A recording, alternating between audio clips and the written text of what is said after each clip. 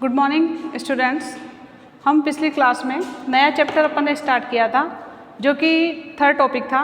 वो था आपका मुद्रा की प्रकृति, कार्य और महत्व। इस टॉपिक में अपन ने मुद्रा की परिभाषा के बारे में, अलग अलग अर्थशास्त्रियों के द्वारा जो परिभाषाएं दी गई थी उसके बारे में अपन ने थोड़ा सा वर्णन किया था। उसके बाद पहले वस्तु विनिमय प्रणाली थी कि एक वस्तु देकर दूसरी वस्तु प्राप्त की जाती थी। जब पहले मुद्रा का आविष्कार नहीं हुआ था, लेकिन वस्तु विनिमय प्रणाली में ऐसे बहुत सारी समस्याएं आने लगी थी जिससे लेने और देने में वस्तुओं को काफ़ी समस्याएं आती थी। इसके कारण मुद्रा का आविष्कार किया गया जिससे वस्तुएं आसानी से ली और दी जा सके। इसके अलावा वस्तु विनिमय प्रणाली जो थी उसमें और भी बहुत सारी समस्याएं थी, उसकी चर्चा अपन ने की थी। 3-4 पॉइंट्स मैंने आपको बताए थे कि वस्तु विनिमय प्रणाली में क्या क्या कठिनाइयां थी या मुद्रा की आवश्यकता क्यों पड़ी। क्योंकि जब कोई चीज़ की समस्या होती है या कोई चीज़ की प्रॉब्लम्स आती है तो उसके समाधान के लिए, उस समस्या को दूर करने के लिए समाधान खोजा जाता है। तो वस्तु विनिमय प्रणाली में पहली जो समस्या थी आपके सामने वो थी आवश्यकता के दोहरे सहयोग का अभाव।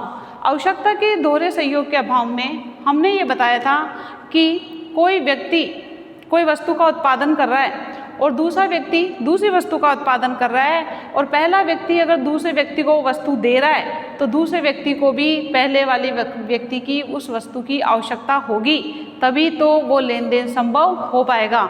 जिसमें मैंने आपको एक एग्जाम्पल बताया था राम और श्याम का, कि राम ने गेहूं का उत्पादन किया है और श्याम ने जो है ज्वार का उत्पादन या बाजरे का उत्पादन किया है। यहाँ पे आप गेहूं और मक्का कुछ भी मान सकते हो। राम ने गेहूं का उत्पादन किया है और श्याम ने बाजरे का उत्पादन किया है।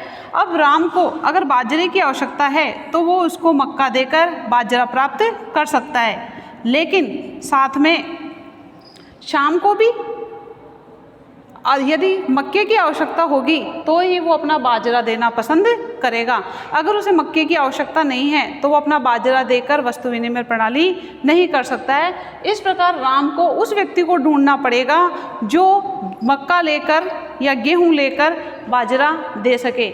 इस प्रकार आवश्यकता के दोहरे सहयोग की समस्या आने लगी थी। दूसरी थी मूल्य के मापक का अभाव।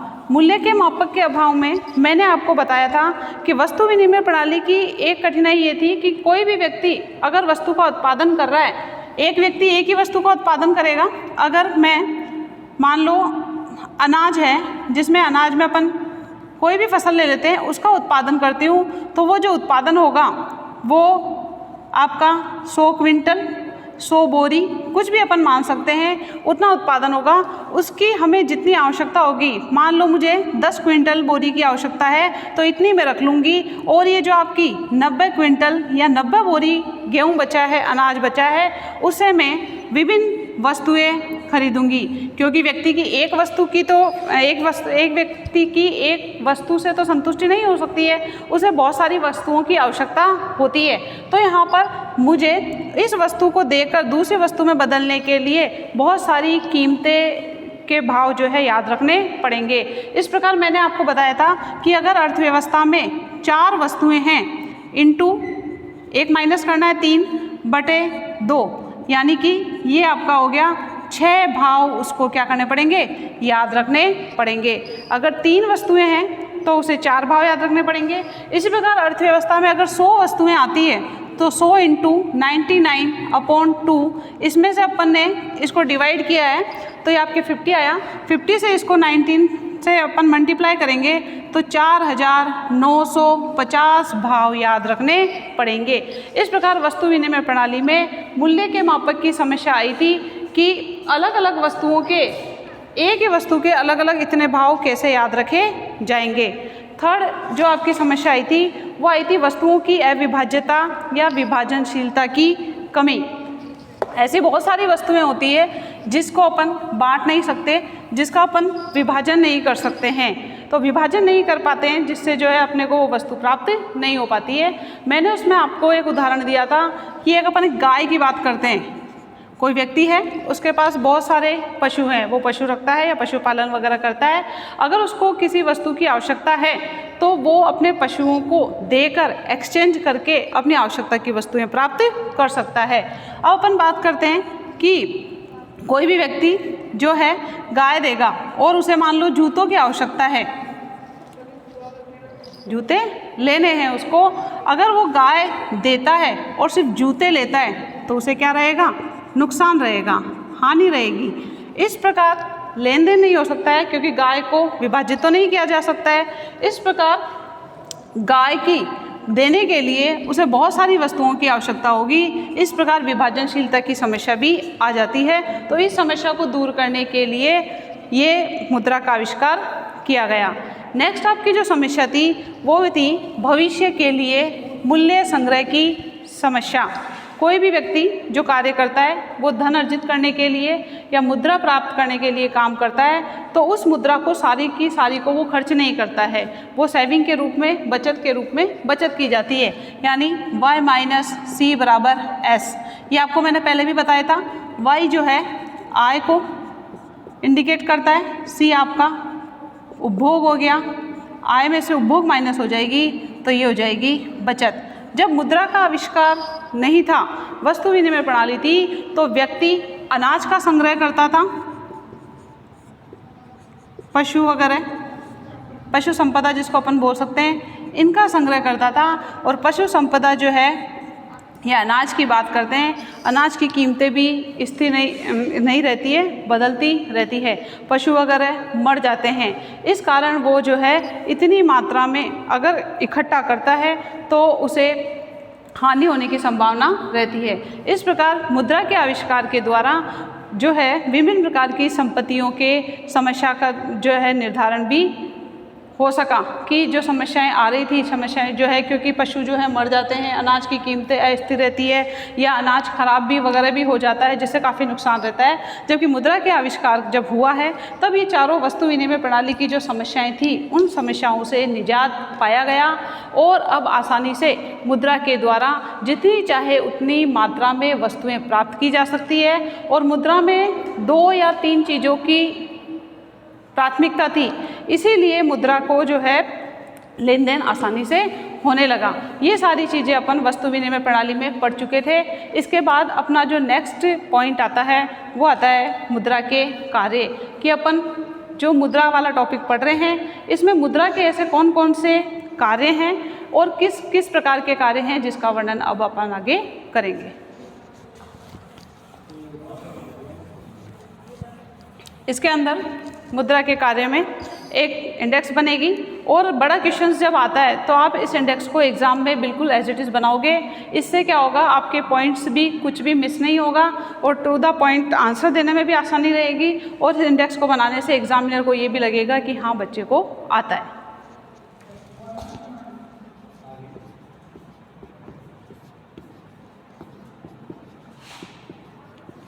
मुद्रा के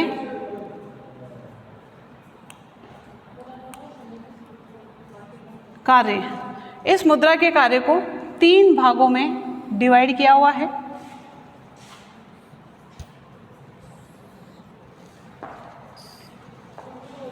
फर्स्ट हो जाएगा आपका प्राथमिक कार्य, जो कि मुद्रा क्या मुख्य कार्य है, प्राथमिक कार्य।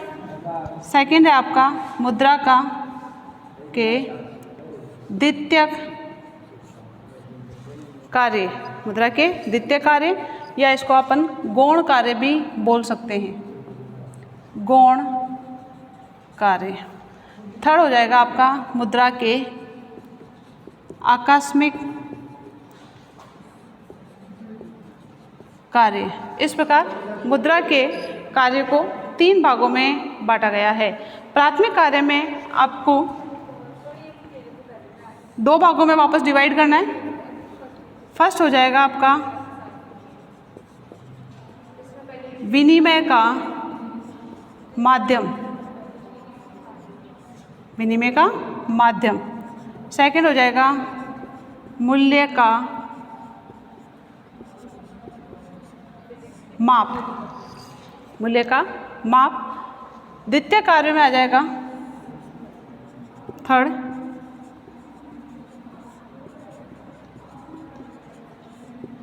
मूल्य। पहले अपन इंडेक्स बना लेते हैं, उसके बाद अपन एक एक का वर्णन करेंगे। थर्ड जो आपका कार्य आ जाएगा, जो कि द्वितीय कार्यों में या गौण कार्यों में आता है, वो है मूल्य संग्रह का कार्य।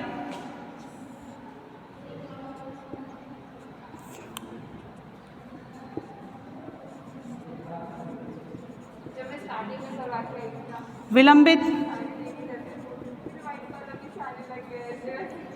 भुगतान का आधार, यह भी मुद्रा के द्वितीय कार्यों में आता है, विलंबित भुगतान का आधार।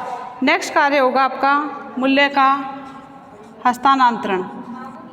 मूल्य का हस्तांतरण, ये आपके द्वितीय कार्य में आएगा। इसके बाद आकस्मिक कार्यों की अपन बात करते हैं।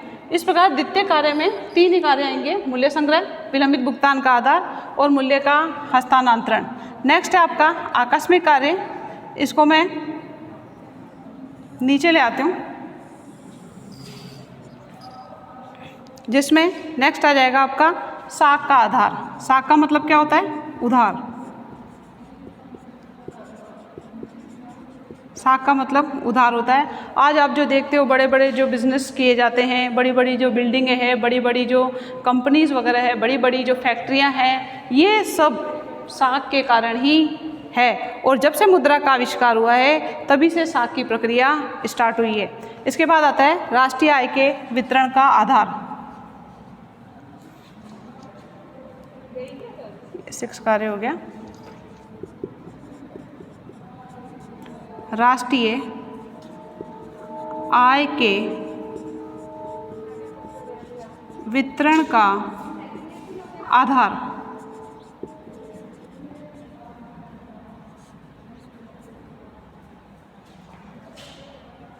राष्ट्रीय आय, मैंने आपको पहले बताया था, राष्ट्रीय आय की गणना 3 विधियों से की जाती है। एक तो होती है आपकी वस्तु प्रवाह विधि, एक होती है आपकी आय प्रवाह विधि और एक होती है आपकी वस्तु प्रवाह व्यय विधि।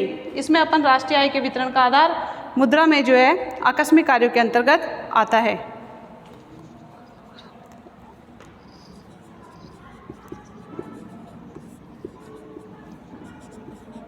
नेक्स्ट है आपका कार्य उत्पादक व उपभोक्ता द्वारा साधनों का, उत्पादक व उपभोक्ता द्वारा साधनों का सर्वोत्तम उपयोग।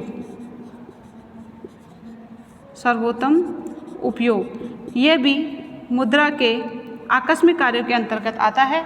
चाहे उत्पादक ले लो, चाहे आप उपभोक्ता ले लो, कोई भी जो व्यक्ति होगा वो अपने साधनों का सर्वोत्तम आवंटन इस प्रकार से करेगा, इस प्रकार से उसे बांटेगा कि उसे उत्पादक को तो ज़्यादा से ज़्यादा लाभ प्राप्त हो सके और उपभोक्ता को ज़्यादा से ज़्यादा संतुष्टि मिल सके, इस प्रकार।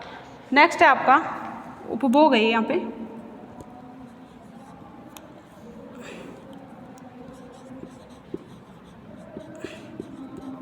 उपभोग लास्ट आ जाएगा। धन को तरलता प्रदान, धन को तरलता प्रदान करना, ये आपका आकस्मिक कार्यों के अंतर्गत आता है।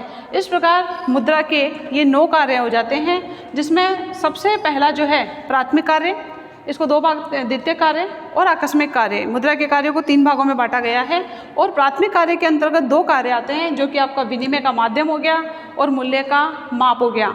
इसके बाद मूल्य संग्रह, जो कि द्वितीय कार्य के अंतर्गत आता है, विलंबित भुगतान का आधार, मूल्य का हस्तांतरण, ये सारे कार्य आपके द्वितीय कार्यों में आएंगे। थर्ड जो है आपका आकस्मिक कार्य जो है, उसमें साख का आधार, राष्ट्रीय आय के वितरण का आधार, उत्पादक व उपभोक्ताओं द्वारा साधनों का सर्वोत्तम उपभोग या उपयोग, कुछ भी कर सकते हो, कोई दिक्कत नहीं है इसमें।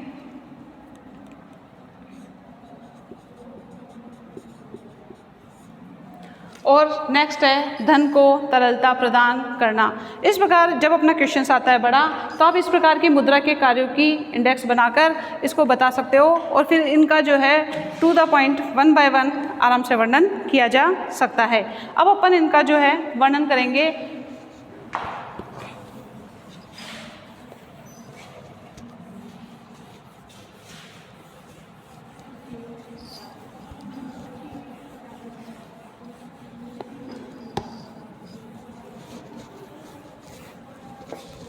सबसे पहले जो प्राथमिक कार्य हैं, उस प्राथमिक कार्य का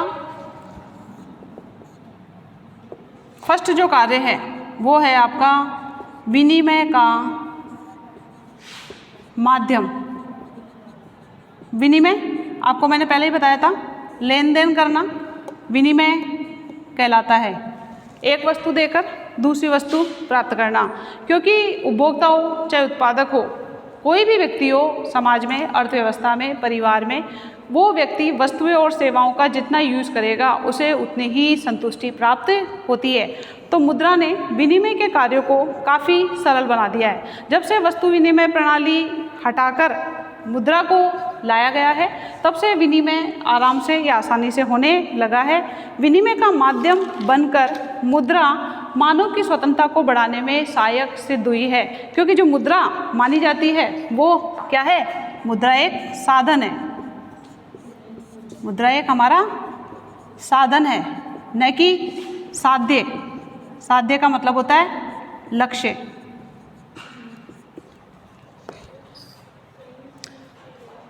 कोई भी व्यक्ति उत्पादन करेगा वस्तुओं और सेवाओं के रूप में, उसे वो बाजार में बेचेगा और उससे मुद्रा प्राप्त करेगा। उस मुद्रा से अपनी आवश्यकता की वस्तुएं प्राप्त करता है, और जितनी आवश्यकता की वस्तुएं वो प्राप्त करेगा उसे उतना ही सेटिस्फेक्शन या संतुष्टि प्राप्त होती है। तो मानव की स्वतंत्रता को बढ़ाने में मुद्रा का बहुत ही बड़ा योगदान माना जाता है। अब वस्तुओं और सेवाओं के बदले में पहले मुद्रा प्राप्त करेगा। जैसे मैंने आपको बताया है, यहाँ पर उत्पादक है, वो कोई भी व्यक्ति उत्पादक है। उत्पादक क्या करता है? वस्तु और सेवा दोनों में से एक। इस वस्तु और सेवा का उत्पादन करेगा, इसे बाजार में बेचेगा, बेचकर मुद्रा प्राप्त करेगा। इस मुद्रा से वो अपनी आवश्यकता की वस्तु या सेवा खरीदेगा। तो यहाँ पर वो क्या हो गया? यहाँ पर वो उपभोक्ता हो गया। यहाँ पर वो उपभोक्ता हो गया। तो कहने का मतलब है, पहले जब अपन इस मुद्रा को हटा देते हैं, या आप इसको थोड़ा सा छिपा लो, पहले भी वस्तु या सेवा प्राप्त की जाती थी, अभी भी वस्तु या सेवा प्राप्त की जाती है, लेकिन इस वस्तु या सेवा और इस वस्तु या सेवा के बीच में ये क्या आ गया? ये मुद्रा आ गई। इस मुद्रा ने वस्तु या सेवा को लेने और देने में बहुत ही अहम भूमिका निभाई है। इस प्रकार ये जो है मुद्रा प्राप्त करके वस्तु या सेवा प्राप्त की है। इस प्रकार वस्तु या सेवाओं के आगे पीछे मुद्रा रहती है, जो विनिमय के कार्य को सरल बनाती है। सबसे बड़ी ध्यान देने की बात ये मानी जाती है कि विनिमय के माध्यम के रूप में ये जो इम्पोर्टेंट कार्य माना जाता है, इसमें मुद्रा में सामान्य स्वीकृति, 3 गुण पाए जाते हैं मुद्रा में। सामान्य स्वीकृति एक तो ये, दूसरा होता है विभाजनशीलता, विभाजनशीलता, और थर्ड हो गया आपका वहनीयता। ये तीनों चीज़ें विनिमय के माध्यम के रूप में पाई जाती है। सामान्य स्वीकृति का मतलब है, यहाँ पर चाहे उत्पादक हो चाहे उपभोक्ता हो, कोई भी व्यक्ति मुद्रा को लेने से मना नहीं करता है, यानी सभी की स्वीकृति प्राप्त है। दूसरी बात होती है विभाजनशीलता की बात करते हैं। जैसे मैंने आपको वस्तु विनिमय प्रणाली में ये बताया था, गाय वाला उदाहरण दिया था कि अगर गाय देकर जूते प्राप्त किए जाते हैं तो जो गाय दे रहा है उसको नुकसान होगा। तो जब तक उसे गाय की कीमत के बराबर वस्तुएं प्राप्त नहीं हो जाती है, तब तक लेन देन संभव नहीं हो सकता है, क्योंकि गाय को बांटा नहीं जा सकता है। तो यहाँ पर मुद्रा का आविष्कार जब से किया गया है, अगर मान लो कोई चीज़ 100 रुपये किलो है, अगर कोई भी आइटम 100 रुपये किलो है और किसी व्यक्ति को चाहिए और उसके पास लेकिन 50 रुपये ही हैं, तो क्या वो व्यक्ति वो वस्तु नहीं ले सकता है? आराम से ले सकता है। वो व्यक्ति आधा किलो वस्तु लेकर उसको यूज़ करके संतुष्टि प्राप्त कर लेगा। इस प्रकार जो है विभाजनशीलता की बात आ जाती है। वहनीयता की बात करते हैं अपन, तो वहनीयता में क्या होता है कि जैसे ही व्यक्ति मुद्रा प्राप्त करता है उस मुद्रा से अपनी आवश्यकता की जमीन जायदाद में, शेयर्स में, बॉन्ड्स में, आभूषण में, इन सब में जो है पैसा इन्वेस्ट करके प्रॉपर्टी इकट्ठी कर सकता है और जब उसे पैसा वापस चाहिए तो उसको बेचकर वो वापस प्राप्त कर सकता है। तो ये तीनों गुण विनिमय के माध्यम के रूप में माने जाते हैं और ये सबसे इम्पोर्टेंट काम माना जाता है। कई बार आपका छोटा क्वेश्चन भी आ जाता है कि विनिमय के माध्यम, मुद्रा का कार्य विनिमय के माध्यम को स्पष्ट कीजिए, 2 नंबर का क्वेश्चन पूछ लिया जाता है। तो ये काफ़ी इम्पोर्टेंट माना जाता है। इस प्रकार सेकंड कार्य जो आएगा आपका,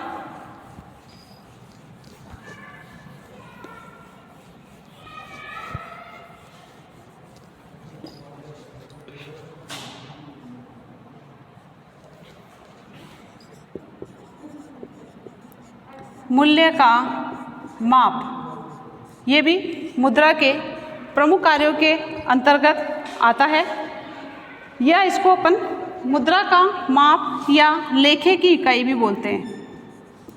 लेखे की इकाई, लेखा का मतलब होता है हिसाब किताब। हिसाब किताब जिसको अपन बोलते हैं, जो लेखा जोखा किया जाता है, वो लेखे की इकाई के अंतर्गत आता है। मुद्रा हिसाब किताब की इकाई के रूप में भी प्रयुक्त की जाती है, क्योंकि सभी प्रकार की वस्तुएं सेवाओं का मूल्य मापा किस में जाता है? मुद्रा में ही तो मापा जाता है। अगर आप बाजार में कोई भी वस्तु लेने के लिए जा रहे हो और उस वस्तु का मूल्य 500 रुपये निर्धारित किया गया है, तो उस वस्तु को कितने रुपए में मापा गया है? 500 रुपये के अंतर्गत मापा गया है। कहने का मतलब जब आप 500 रुपये दोगे तभी वो वस्तु प्राप्त होगी।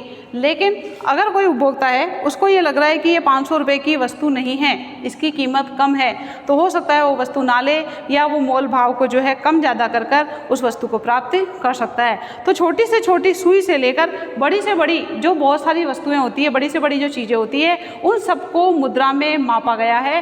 कोई भी उत्पादक जो होगा उसके अंदर श्रम जो कि मजदूरी आ जाएगी, भूमि का लगान आ जाएगा, पूंजी का ब्याज आ जाएगा और खुद का लाभ हो जाएगा। इन सबको जोड़कर ही वो मुद्रा वस्तु की कीमत को निर्धारित करता है। इस प्रकार कोई भी छोटी से छोटी वस्तु होगी उसकी कीमत निर्धारित होगी और बड़ी से बड़ी वस्तु होगी उसकी भी कीमत निर्धारित होगी। इस प्रकार उस वस्तु को मुद्रा में मापा गया है।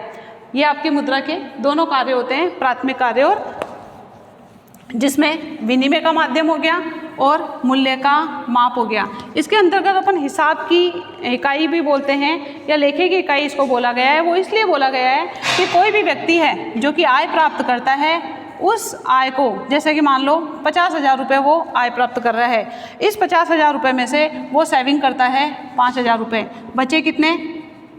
45,000 रुपये। इस 45,000 से वो अपनी आवश्यकता की वस्तुएं इस प्रकार से प्राप्त करेगा कि उसे सभी आवश्यकताओं की वस्तुओं से संतुष्टि लगभग कैसी हो जाए? बराबर प्राप्त हो जाए।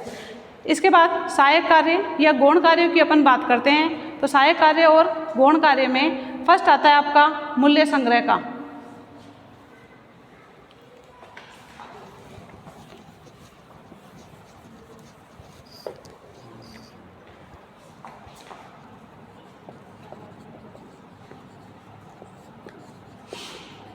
सहायक कार्य या गौण कार्य मुद्रा के कार्य का बड़ा क्वेश्चन तो बनता ही है। इसके अलावा छोटे क्वेश्चंस भी बन सकते हैं कि मुद्रा के 2 प्राथमिक कार्य बताइए, या विनिमय के माध्यम के रूप में मुद्रा को स्पष्ट कीजिए, या मूल्य का माप या लेखे की इकाई के बारे में मुद्रा के कार्य बताइए। द्वितीय कार्य की बात करते हैं अपन तो मूल्य संग्रह की बात आती है।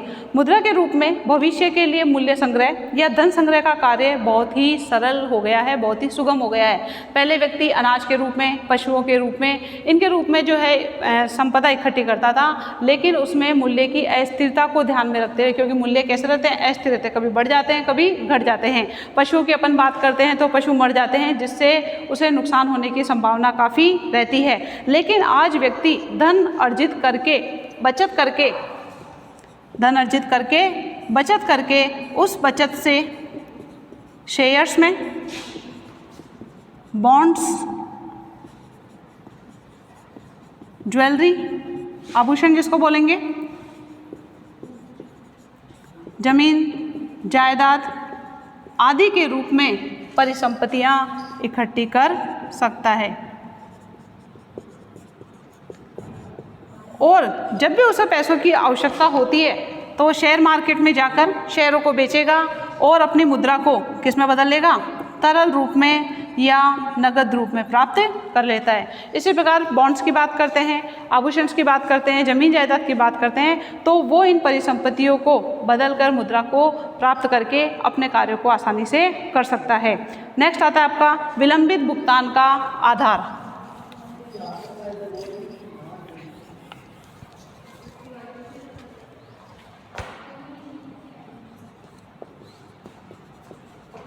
विलंबित भुगतान का आधार। विलंबित का मतलब क्या होता है? विलंबित का मतलब होता है बाद में, भुगतान देकर भी वस्तुओं को खरीदा जा सकता है। जैसे मैंने आपको पहले ही बताया था कि मुद्रा का उपयोग करके वस्तुओं सेवाओं का भुगतान स्थगित करना भी संभव हो गया है। जैसे कि आज अपन बात करते हैं कि मुझे मकान की आवश्यकता है, मुझे मकान की आवश्यकता है और उस मकान की कीमत कितनी है? 50 लाख रुपए। कहने का मतलब जब मेरे पास 50 लाख रुपए होंगे तभी मैं उस मकान को खरीद सकती हूँ। लेकिन 50 लाख रुपए एकदम से कैश होना आसान नहीं होता है। लेकिन जब से मुद्रा का आविष्कार हुआ है तब से साख की प्रक्रिया यानी कि उधार की प्रक्रिया स्टार्ट हुई है, जो कि किसके द्वारा दी जाती है? बैंकों के द्वारा, LICयों के द्वारा, पोस्ट ऑफिस के द्वारा और भी बहुत सारी वित्तीय संस्थाएं होती है, उनके द्वारा लोन दिया जाता है। अब मान लो मेरे पास जो है 10 लाख रुपए कैश पड़े हैं, 10 लाख रुपए कैश पड़े हैं, तो मैं 10 लाख रुपए देकर और बाकी 40 लाख रुपए का क्या कर सकती हूँ? लोन उठा सकती हूँ, उधार ले सकती हूँ बैंकों में, वित्तीय संस्थाओं से, पोस्ट ऑफिस से, LICयों से, किसी से भी। अब ये जो 40 लाख रुपए लोन लिया है मैंने और 10 लाख रुपए मेरे पास थे, ये सारे के सारे उस मकान मालिक को या बिल्डर को दे दिए जाते हैं और ये मकान मुझे प्राप्त हो जाता है 50 लाख रुपए का। अब ये 40 लाख रुपए जो मैंने लोन लिया है, इस लोन को यदि मैंने 20 सालों के लिए लिया है या 15 सालों के लिए है, जैसे भी व्यक्ति की आय होती है उसके अकॉर्डिंग वो लोन लेता है। 20 साल, 15 साल, 10 साल, उसके अकॉर्डिंग हर महीने वो जो है मूलधन प्लस ब्याज दोनों चीज़ें जोड़कर हर महीने जो वो है पैसे देता रहेगा। इस प्रकार वो वस्तु उसे प्राप्त हो जाती है और बिल्डर को पैसा प्राप्त हो जाता है और बैंकों को ब्याज प्राप्त हो जाता है। इस प्रकार जो बड़ी बड़ी बिल्डिंग्स होती है, बड़े बड़े जो प्रोजेक्ट होते हैं, इन सब में साख के आधार पर अपन जो है विलंबित भुगतान यानी मुद्रा के द्वारा जो है अपन भुगतान कर सकते हैं और वो व्यक्ति को वस्तु प्राप्त हो सकती है। नेक्स्ट टॉपिक जो है मुद्रा के अन्य कार्य अपन नेक्स्ट क्लास में करेंगे। Thank you.